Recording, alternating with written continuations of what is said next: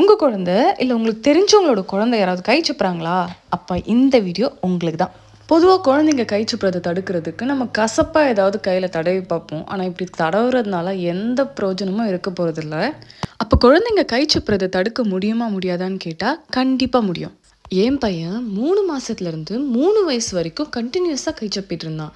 அவன் வாயிலிருந்து நான் கையெடுத்து விடுவேன், திரும்பி அவன் வாயில அவன் கை வச்சுப்பான். இதே ரொட்டீனாக தான் போயிட்டு இருந்துச்சு. இந்த கை சப்புற பழக்கத்தாலேயே அவன் நிறைய நேரங்களில் அவனை தனிமைப்படுத்திக்கிட்டு வாயில் கை வச்சுக்கிட்டு கம்ஃபர்ட் ஜோனில் இருந்துகிட்டு இருந்தான்.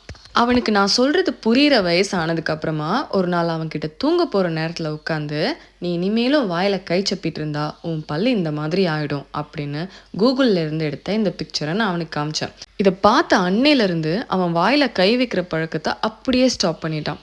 ஆனால் அவனுக்கே தெரியாமல் சில நேரங்களில் கை வாய்க்கு போயிடும். அப்போ திரும்பவும் அவன்கிட்ட இந்த ஃபோட்டோவை காமிச்சு, உன் பல்லு இந்த மாதிரி ஆகிடும்னு சொல்லிக்கிட்டே இருந்தேன். இதுக்கப்புறம் 2 to 3 டேஸில் அவன் கம்ப்ளீட்டாக கை சப்புறதையே ஸ்டாப் பண்ணிட்டான். இதை செய்ய போகிற அந்த நாட்களில் அந்த குழந்தையோட டான்ட்ரம்ஸ் ரொம்ப ஜாஸ்தியாக இருக்கும். அதனால நம்ம அதை ஹேண்டில் பண்ணுறதுக்கும் ரெடியாக இருக்கணும்.